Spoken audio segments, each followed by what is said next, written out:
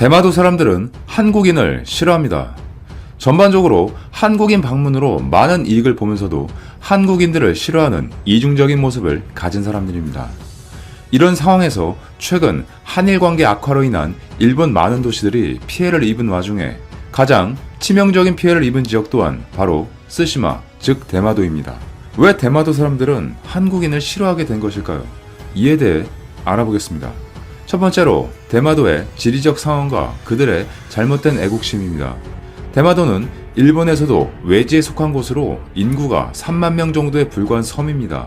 대도시 기준으로 봐도 도쿄는 말할 것도 없고 오사카에서부터 거리도 부산보다 멀 정도로 일본인들이 방문하기에는 매우 힘든 곳입니다. 그렇다고 특별히 유명한 것도 없는 곳입니다. 위치상 한국인들의 방문이 없다면 대마도는 일본의 외곽의 일개 섬에 불과한 곳입니다. 일본인들도 딱히 이 섬을 방문할 만한 이유는 없는 것이죠. 반면 대도시인 부산에서는 날씨가 좋은 날 태종대에서도 보일 정도로 가까운 거리입니다.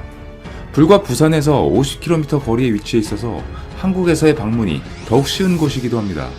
일일 코스 여행도 많았던 이유가 바로 여기에 있던 것이죠.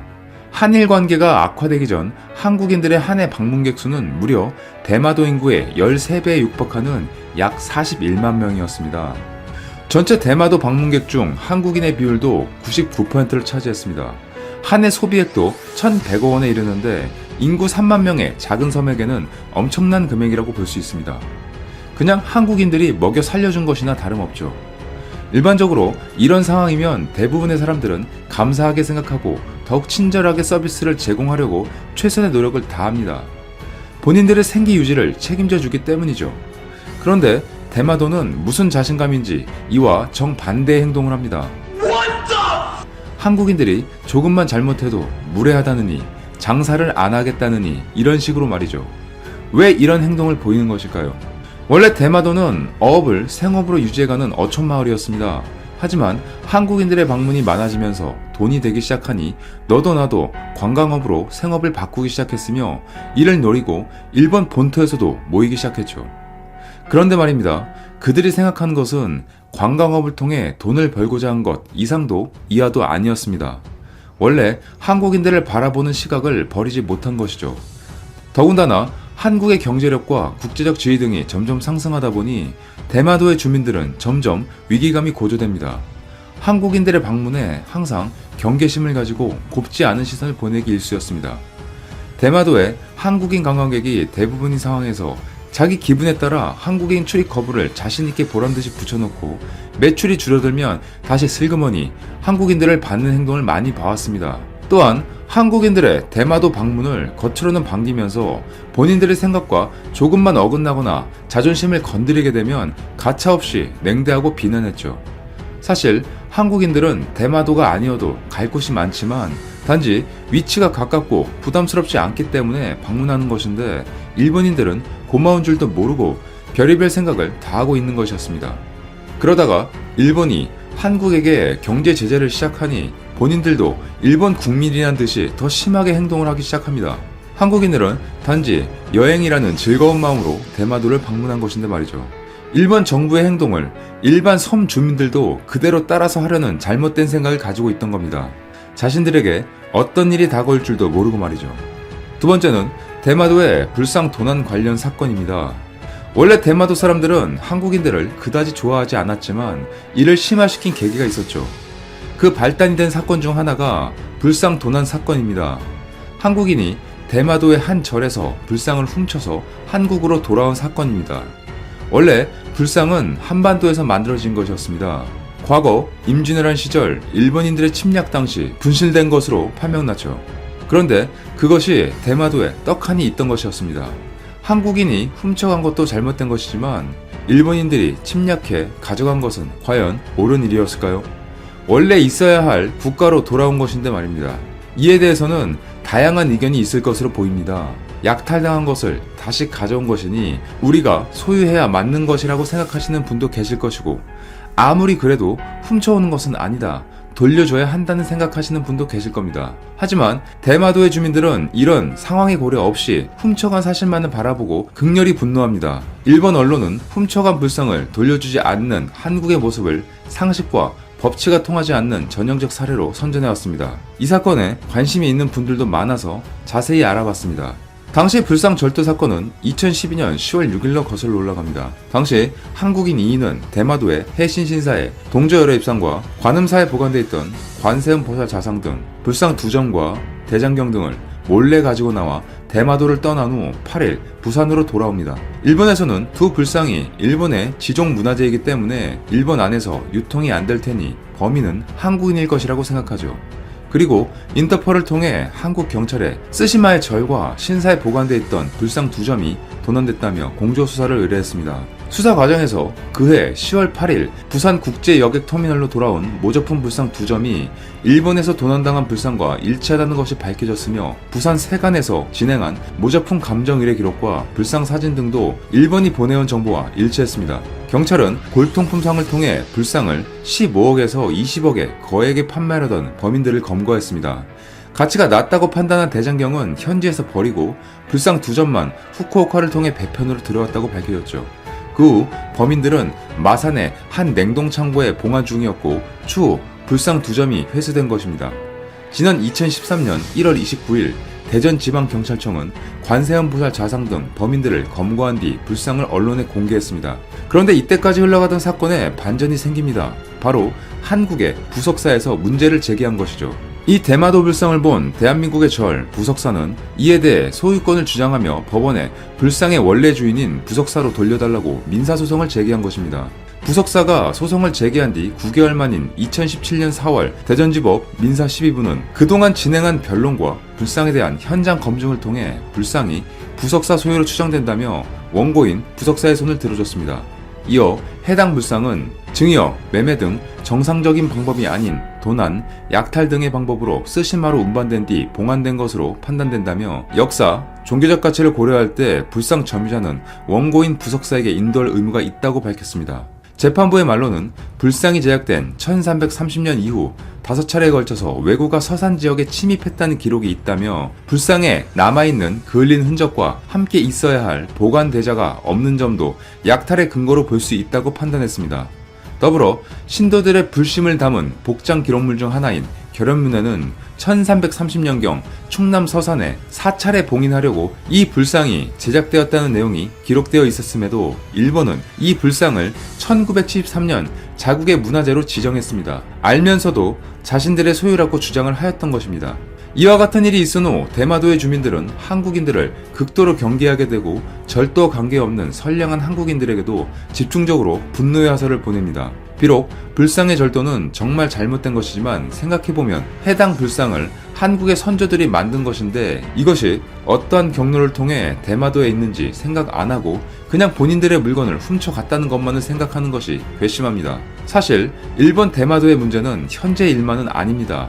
과거 임진왜란 당시 조선 침략의 선봉에는 대마도주와 대마도의 군대가 있었습니다. 그 당시는 대마도는 조선에도 일본에도 속하지 않던 땅이었습니다. 쌀이 없어서 오랜 기간 조선의 신세를 져왔던 대마도였는데 임진왜란에서 일본의 앞잡이 노릇을 하면서 조선에 약탈 등 막대한 피해를 입혔죠. 조선의 은혜를 원수로 갚았던 것입니다. 이때 많은 한국의 문화재가 대마도로 유출되었는데 그 대마도에서 지금에 와서 한국에게 불상을 안 돌려준다고 그리도 난리를 피는 것입니다. 대마도는 따지고 보면 역사적으로 일본보다 조선과 오히려 더 가까웠다고 할 수 있습니다. 자료에 의하면 여자들의 경우 한복을 많이 입었으며 남자들은 대부분이 조선말을 할 줄 알았다고 합니다. 대마도 사람들은 영리한 아이를 골라 조선말을 전문적으로 가르치고 여러 문서에 격식을 능숙하게 익히도록 했죠. 대마도 자체가 전반적으로 땅이 척박해 쌀을 조선에서 얻어 먹어야 했기 때문입니다. 그러나 도요토미 히데요시가 일본을 통일하면서 양상이 달라졌죠. 대마도주 소 요시토시는 겁을 잔뜩 집어먹고 도요토미 히데요시에부터 조선 공격의 앞잡이가 됐던 것입니다.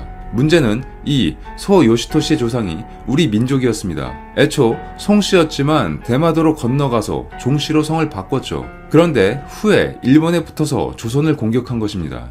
이러한 상황에서 한국인 관광객 감소로 이 부분에 절대적 의존을 하고 있던 대마도 주민들을 살리기 위한 일본 정부의 이례적인 지원이 이루어진다고 합니다.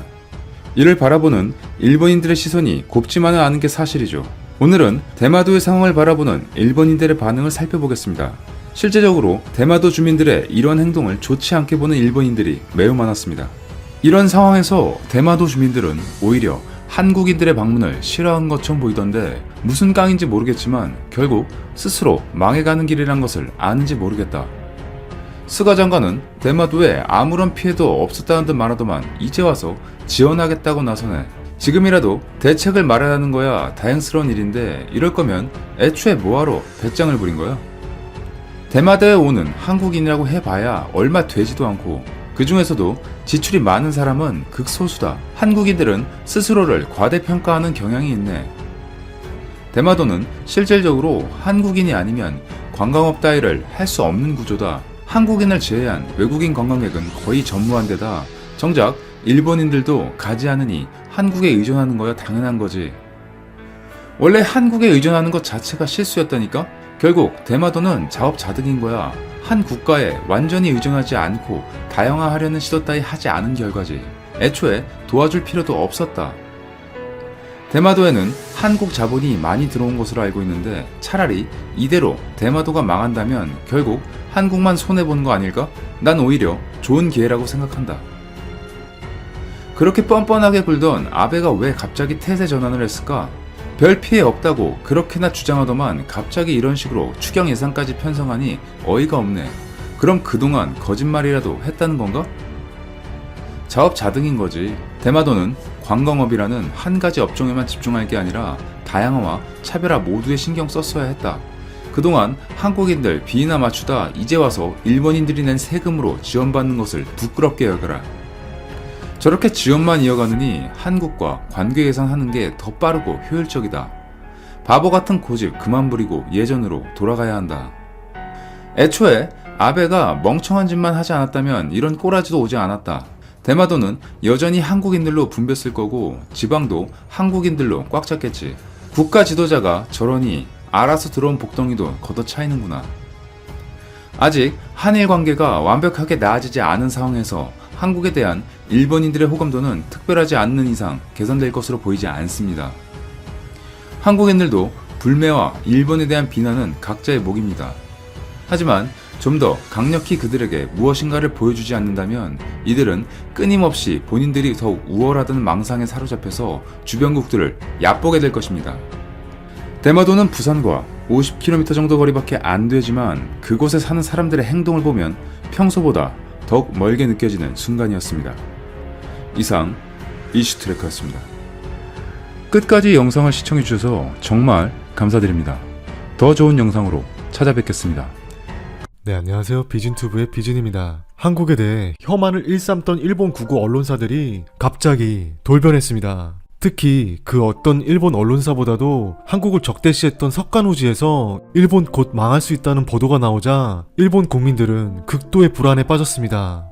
일본 석간후지에 따르면 중국발 바이러스 감염 확대로 일본 경제가 3월 위기에 직면하고 있다. 모든 이벤트 중지 및 휴교가 잇따르고 경제활동이 마비 상태가 되었다. 주가 폭락은 멈추지 않고 있다. 2008년 리먼 쇼크와 2011년 동일본 대지진에 버금가는 대참사다. 다이와 종합연구소는 바이러스 감염 확대로 개인 소비가 2월에서 5월 4개월 동안 약 3조 8천억 엔 정도 줄어들 것으로 발표했다. 동일본 대지진 때 감소 추정 금액인 2조 6천억 엔을 훌쩍 넘는 금액이다. 소비 증세의 영향으로 작년 10월에서 12월 국내 총생산이 5분기 만에 마이너스 성장을 기록했으며 바이러스 감염 확대로 상황은 더 암울해졌다. 처음에는 중국에 진출해 있는 기업이나 중국과 거래가 많은 제조업의 실적이 우려되고 있었지만 이제는 관광과 서비스업에도 상당한 타격을 주고 있다. 작년의 증세로 개인 소비는 완전히 얼어붙은 상황에서 성장 엔진이었던 관광산업이 개멸적인 타격을 받고 있는 것은 2008년 리먼 쇼크보다 더 큰 것이다. 대기업 면세점인 라옥스는 중국인 관광객의 구매 감소의 영향을 받아 적자가 확대되어 3월 말까지 그룹에서 160명 정도의 희망퇴직자를 모집한다고 한다. 도쿄상공 리서치는 전국에서 줄도산하는 기업들이 계속 늘어나고 있다고 발표했다. 하지만 이것은 이제 시작에 불과하다. 대출을 받아도 영업하기 힘든 음식점과 관광 산업들이 넘쳐난다. 체력이 약한 기업들부터 줄도산할 것으로 보인다. 이런 도산은 3월부터 급증할 것으로 우리는 예상하고 있다. 고베 대학 교수인 나카무라 히코시는 호텔 업계는 도쿄올림픽의 수요를 기대하고 3, 4월에 신규 개업하는 곳도 많아 공실률 상승과 숙박 가격 하락이 이미 진행되고 있다. 3, 4월 벚꽃 시즌에 투자한 자금이 회수되지 않아 연말에 자금 사정 악화로 파산하는 기업이 넘쳐나는 대도산 시대가 다시 시작될 것이라고 신문은 상당히 우려했습니다. 또 다른 언론은 현재 일본 경제는 사실상 시한부 선고를 받았다라고 진단했습니다. 현대 비즈니스에 따르면 바이러스가 장기화될 경우 국민들의 생활이 극도로 악화되어 소비 경제가 파괴된다면 내수 기반 경제로 변화하고 있는 일본에서는 다시 경제를 되돌리기는 쉽지 않다. 불행 중 다행으로 3월 중에 어느 정도 바이러스 봉쇄에 성공하면 도쿄올림픽이 열리는 여름 이후 어떻게든 회복 궤도에 오를 것이다.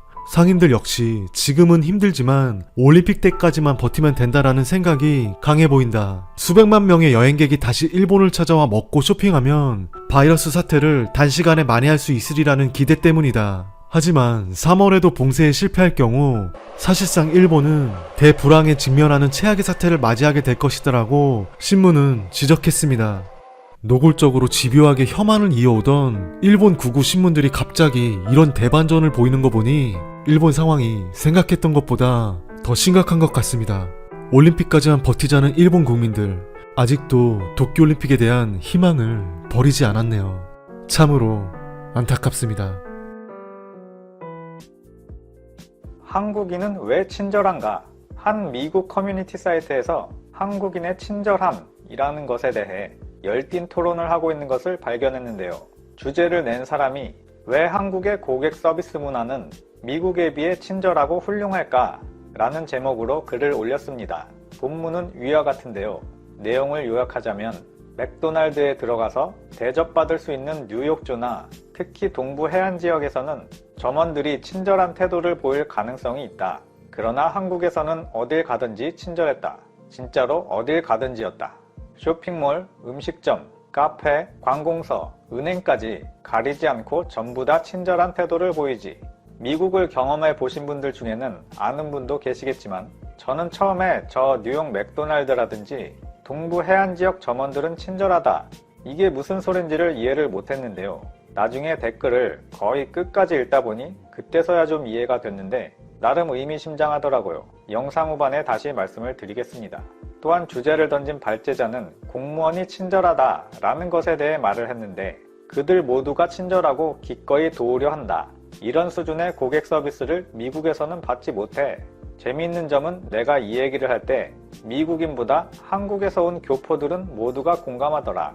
내가 미국의 관공서에서 얼마나 많은 화난 직원들을 겪었는지 알면 한국에서는 놀랄 거야 라고 말을 합니다. 그 밑에 달린 의견들을 모아보면 현재 113개의 댓글이 있었는데 어느 정도 걸러서 주요 댓글들만 뽑아봤고요. 친절해서 만족했다라는 반응과 이런 점은 불만이었다라는 반응으로 나눠보겠습니다. 또한 은근 한국을 경험해본 외국인들끼리 서로 알려주는 부분도 많았는데 아이디를 직접 부르는 건 생략하고 화면에 띄우겠습니다. 미국 공무원들은 한결같이 당신에게 소리를 지르는 어떤 태도를 보인다. 그런데 이것을 말로 설명하기가 어렵다. 미국에는 민원인한테 소리를 지르는 공무원이 간혹 있나 보네요. 한국의 공무원들은 절대 그러지 않지. 한국 사회와 한국인들이 얼마나 성숙한지 경험해보면 알 수가 있다. 내 생각에는 한국에서는 서비스와 태도에 손님들의 기대치가 높은 것 같아. 서비스 부분에 있어서 한국 사회는 꽤 까다롭고 높은 수준을 기대하기 때문에 맥도날드, 카페, 음식점, 백화점 등 어딜 가든지 훌륭한 서비스를 받을 수가 있어. 한국인들은 그런 부분에 있어서 정말 우수하지. 미국에서는 단순히 오늘의 기분이 나쁘다는 이유로 환불하러 오는데 같은 일이 한국에서는 일어나도 화내지를 않는다. 한국의 고객 서비스는 비교할 데가 없지. 미국은 고사하고 세계 어느 나라도 뛰어넘는 나라가 없을 거야. 한국의 서비스는 지난 몇 년간 엄청나게 좋아진 것 같아. 10년 정도 전에 2번 한국에 갔었는데 그때만 해도 나를 대하는 것이 귀찮다는 것이 느껴졌다. 무례한 태도도 많았던 것이 분명히 기억나거든. 내가 지켜본 바로는 한국은 지난 몇 년 동안 모든 것이 깨끗해졌고 아마 선진국으로 가는 마지막 단계를 지난 것 같아. 반면에 나 한국에 몇 달 있었는데 처음에는 불편할 정도로 친절한 옷가게 직원들 때문에 놀랐어. 직원이 제품에 대해 불필요한 조언을 하면서 따라다녔다. 그들의 서비스에는 감사하지만 누군가가 계속 감시하는 느낌이야. 난 혼자 쇼핑할 때가 편하거든. 그랬더니 그 밑에 그런 경우는 많이 있다. 그런데 그냥 혼자 보겠다고 얘기하면 더 이상 따라다니지 않는다. 또 그 밑에 그들이 다가와서 내가 보고 있는 옷에 조언을 해줄 때 사지 않고 그냥 보기만 할 것이다 라고 말하라는 거냐. 정말로 그것이 한국에서는 무례한 말이 아니야? 또 그 밑에 조금만 볼게요 라고 말하는 건 그들의 도움이 필요하지 않다라고 오히려 매너 있게 얘기하는 방식이야. 그 후에 당신에게 필요할 때 스스로 얘기할게요 라고 하면 더욱 좋다. 한국의 점원들은 나쁜 점도 많아. 지난 6년간 여기서 훌륭한 태도의 직원들도 많이 봤지만 너는 내가 고용한 이삿짐 센터 직원을 봤어야만 한다. 무언가를 계속 불평하는데 누군가가 그 상황을 봤다면 우리가 돈을 내지 않은 줄 알 것이야. 그 밑에는 세계 어딜 가든 그런 서비스는 있다. 그 중에 한국은 그나마 덜 공격적인 태도일 것이다. 그들은 아는 것에만 철저히 알려주는 것 같다.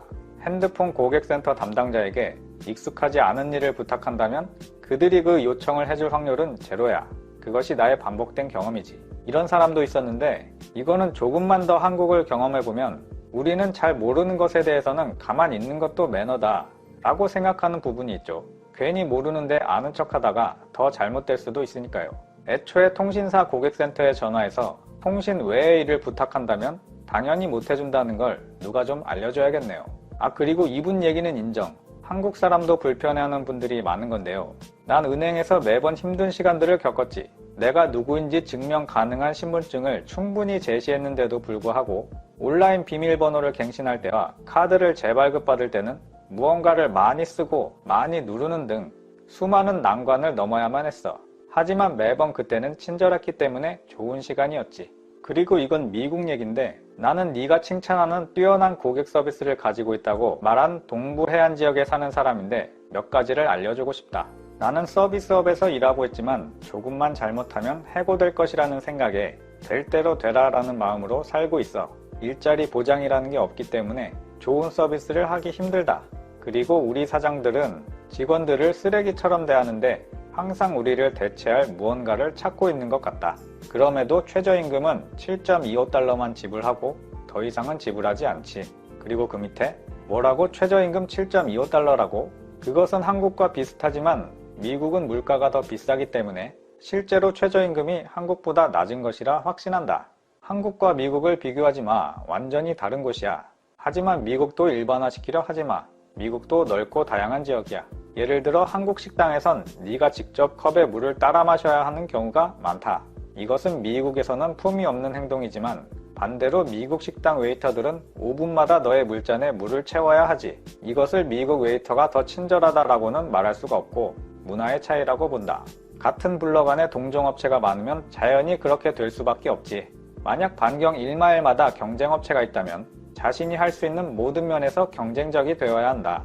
서울에 얼마나 많은 카페와 음식점이 있는지 너도 봐서 알지? 그런데 만약 네가 간 카페에서 손님 응대가 별로였다면 너는 바로 옆 가게로 갈 것이고 그 카페는 계속 사업을 할 수 없겠지. 유럽에서는 특히 내가 사는 독일에서는 50m 반경 안에 10개의 바게트 빵집이 있는 경우가 흔히 있다. 그런데도 한국에서 봤던 친절한 서비스는 아무 데서도 나오지 못한다. 단순히 경쟁 때문만은 아닌 것 같아. 학교에서 비즈니스 심리학을 배울 때였는데 동아시아에서는 점원이 손님에게 친절해야 한다라고 배운다. 그리고 학교를 졸업한 지 몇 년이 지났지만 아직 그런 서비스는 유럽까지 오지 못한 것 같다. 여기도 독일인데 처음 갔을 때 서비스가 매우 차갑다는 걸 알고 깜짝 놀랐다. 특히 어제 빵집에 갔을 때는 들어갈 때와 계산할 때 그리고 나갈 때 아무 말도 안 하더라고. 아까 반경 1마일마다 경쟁업체가 있다고 했나? 그렇게 멀리 갈 필요도 없어. 한국에서는 같은 건물에도 2개나 3개의 카페가 있는 경우도 많지. 어떤 나라이든지 진심이 담긴 고객 서비스를 할 수는 없다고 본다. 하지만 한국에서는 상대방이 그렇게 느끼도록 노력을 하는 거지. 그래, 맞아. 그들의 서비스가 가짜라고 하는 애들이 있는데 어느 누가 진짜라고 생각하냐? 점원이 너의 친구인가? 예의 없는 서비스보다는 가식적이라도 예의 바른 행동이 더 좋다.